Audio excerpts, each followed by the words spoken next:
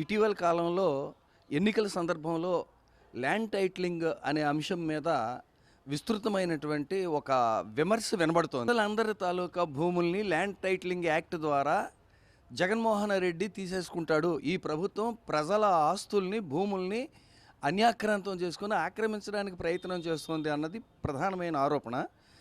ఇది చాలా దుర్మార్గమైనటువంటి ఆరోపణ. ఎందుకంటే అన్నీ తెలిసిన వ్యక్తులు, సీనియర్ నాయకులుగా, ముఖ్యమంత్రులుగా పనిచేసినటువంటి వాళ్ళు, చట్టం తెలిసినటువంటి వాళ్ళు దీన్ని ఇలా వక్రీకరించి మాట్లాడడం అన్నటువంటిది దారుణం. దీనికి ఇంతకంటే పెద్ద పదం నేను వాడలేను. ఎందుకంటే ల్యాండ్ టైటిలింగు, భూమి ఆక్రమణ, ఆస్తి హక్కులకు సంబంధించినటువంటి విషయం కేంద్ర ప్రభుత్వ పరిధిలో ఉంది. దానికి చట్టం చెయ్యాలి అంటే కేంద్ర ప్రభుత్వం చేయాలి. రాష్ట్రం ఎలా చేస్తుంది? పోనీ మరో విషయం ఆలోచిద్దాము. పేద ప్రజలకి 31 లక్షల మందికి సెంటు భూమి చొప్పున ఒక్కొక్కరికి ఇళ్ళు కట్టుకోవడానికి భూముల్ని కొని ఇచ్చినటువంటి, అలాగే ప్రభుత్వ భూముల్ని అందించినటువంటి ఈ రాష్ట్ర ప్రభుత్వము పేద ప్రజల భూముల్ని, రైతుల భూముల్ని అన్యాక్రాంతం చేస్తుంది అన్నటువంటి ఆరోపణ నిజంగా లాక్కుంటుంది అన్నటువంటిది దుర్మార్గమైనటువంటి ఆరోపణ. దీన్ని విజ్ఞత ఉన్నటువంటి ప్రతి ఒక్కరూ ఖండించాల్సినటువంటి అవసరం ఉంది. ఇటువంటి అసత్య ఆరోపణలు సామాన్య ప్రజలు, నిరక్షరాస్యుల మీద ప్రభావాన్ని చూపించే అవకాశం ఉంది. వాళ్ళకి అక్షర జ్ఞానం లేదు కాబట్టి దీన్ని తీవ్రంగా ఒక సీనియర్ సిటిజన్గా నేను ఖండిస్తూ ఉన్నాను. ప్రతిపక్షానికి సంబంధించి ఇంగ్లాండ్లో ఒక సామెత ఉంది, opposing everything, proposing nothing and defeating the government అన్నటువంటిది ఒక సామెత ఉంది. బహుశా ఆ సామెత ఆంధ్రప్రదేశ్లో ఈ ప్రతిపక్ష పార్టీలకే వర్తిస్తుందేమో అనుకుంటూ ఉన్నాను. చంద్రబాబు నాయుడు లాంటి 14 ఏళ్ల ముఖ్యమంత్రి అనుభవం ఉన్నటువంటి వ్యక్తి, చట్టాలు తెలిసినటువంటి వ్యక్తి ఇంత అబద్ధాన్ని ప్రజలకు చెప్తూ ఉన్నారు అంటే అధికార దాహంతో చెప్తూ ఉన్నటువంటి మాటగా నేను భావిస్తూ ఉన్నా. ఇంతవరకు ఆయన పట్ల ఉన్నటువంటి ఒక గౌరవ భావం ఈ ల్యాండ్ టైటిలింగ్ యాక్ట్ మీద ఆయన చేసినటువంటి విమర్శతో మాలాంటి వాళ్ళకి పూర్తిగా చచ్చిపోయింది. ఆయన మీద మంచి అభిప్రాయం లేకుండా పోయింది. ఎవరైనా నిద్రపోతున్న వాడిని మేల్కొల్పొచ్చు, నిద్ర నటించేవాడికి ఎంత కొట్టినా లేపలేం. ఈయన నిద్ర నటిస్తూ ఉన్నాడు చంద్రబాబు. ఈయన అభిప్రాయాలు, ఈయన యొక్క మాటలు ఈవేళ బహుశా ప్రజాస్వామ్య పరిధుల్ని దాటుతూ ఉంది. ఎన్నికల సందర్భంలో ఇలాంటి దుర్మార్గమైనటువంటి విషయాన్ని ప్రచారంలోకి తీసుకొచ్చి ఒక ప్రభుత్వం ప్రజల భూముల్ని లాక్కుంటుందని చెప్పడం ఎంత దుర్మార్గం. ఎందుకంటే బహుశా కొన్ని లక్షల ఎకరాల భూములు ఆంధ్రప్రదేశ్లో ఉన్నాయి. ఇవన్నీ ఒక వ్యక్తి తీసుకొని ఏం చేసుకుంటాడు? అసలు ఇది చట్టం దీన్ని అనుమతిస్తుందా? అసలు మనం ప్రజాస్వామ్యంలో ఉన్నామా లేమా?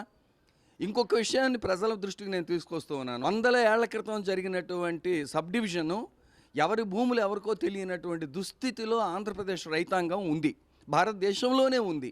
అసలు తనకు ఎంత ఆస్తుందో తెలియనటువంటి దౌర్భాగ్యుడు ఎవరైనా ఉన్నారంటే భారతదేశంలో రైతు ఒక్కడే.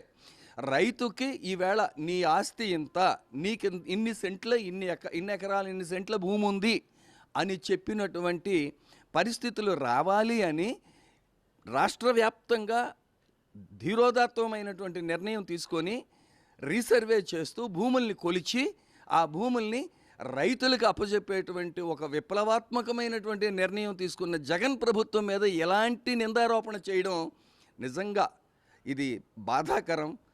చంద్రబాబు నాయుడు గారిని ఒక్కసారి ఆలోచించమని చెప్తూ ఉన్నా.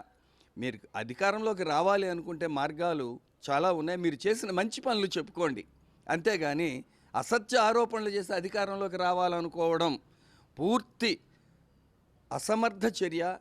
అసలు ఏ విజ్ఞత ఉన్న ఎవరు కూడా మిమ్మల్ని ఈ విషయంలో సమర్థించరు. అలాగే 2018లోన మీ ప్రభుత్వం చేసినటువంటి చర్యను కూడా ఒకసారి ఆలోచించండి. ప్రభుత్వ భూములు ఏవే ఉన్నాయో కొలతలు వేసి నాకు అప్పచెప్పండి అని చెప్పి ప్రభుత్వ భూములు కానీ, అంటే రైతుల తాలూకా జిరాయితీ భూములు 2018లో మీరు అధికారంలో నుంచి దిగిపోయే ముందు 22A చేర్చి అవి నిషేధిత భూములని ప్రకటించినటువంటి వాళ్ళు మీరు. మరి అలా ప్రకటిస్తే ఈవేళ ఎంతమంది రైతులు రిజిస్ట్రేషన్ ఆఫీస్కి వెళ్తే ఇది మీది కాదు ప్రభుత్వ భూమి అంటే 22A కింద నాది ఎలా వెళ్ళింది తాతల తండ్రుల నుంచి నాకున్నటువంటి భూమి అని చెప్పి ఆశ్చర్యపోయినటువంటి సందర్భాల్ని సృష్టించినటువంటి ఆ వ్యక్తి చంద్రబాబు నాయుడు, ఆ ప్రభుత్వం, టీడీపీ ప్రభుత్వం. అటువంటి దుర్మార్గపు ఆలోచనలు ఏవైనా ఉన్నాయంటే బహుశా మీకొచ్చి ఉండొచ్చేమో కానీ జగన్మోహన్ రెడ్డికి రావు అన్నటువంటిది నిర్ద్వంద్వంగా మీకు పేదల ఇళ్ళని తీసుకోవడం ఏంటి నాకు అర్థం కాల. పేదలకి ఇళ్ళు ఇవ్వడానికి మరి ఒక విప్లవాత్మకమైనటువంటి నిర్ణయం తీసుకొని పట్టణాలనే నిర్మిస్తూ ఉంది ఈ ప్రభుత్వం. ఆ ఇళ్లల్లో దిగి సంతోషిస్తున్నటువంటి ఆనంద హర్షాతిరేకాలను ప్రకటిస్తున్నటువంటి పేద జనాన్ని చూసినప్పుడైనా ఇలాంటి అబద్ధం చెప్పకూడదని మీకు అనిపించలేదా? తప్పు కదండి. ఎందుకు ఒక్కొక్క ఊరు సుమారు 700 800 ఇళ్లతో నిర్మాణం అవుతూ ఉన్నాయి. ఇక్కడ దగ్గరలోనే ఒక మన రాగోలు దగ్గర, శ్రీకాకుళంకి రాగోలు దగ్గర భూసేకరణ చేసి రైతుల ఇళ్ళు లేని వాళ్ళకి ఇల్లు నిర్మిస్తూ ఉన్నారు. అక్కడ సెంటు మార్కెట్ రేటు ₹1,00,000 7 లక్షల పైనే ఉంటుంది. అంటే ఒక కుటుంబానికి ఈ రాష్ట్ర ప్రభుత్వం భూమి రూపేణా 7 లక్షలు ఇచ్చి తర్వాత కొన్ని లక్షల రూపాయలు వాళ్ళు అదనంగా చేర్చి ఇళ్ళు నిర్మించి వాళ్ళని ఒక గృహస్థులుగా చేస్తున్నటువంటి ఒక మహోత్కృష్టమైనటువంటి కార్యక్రమాన్ని రాష్ట్ర ప్రభుత్వం చేపట్టింది.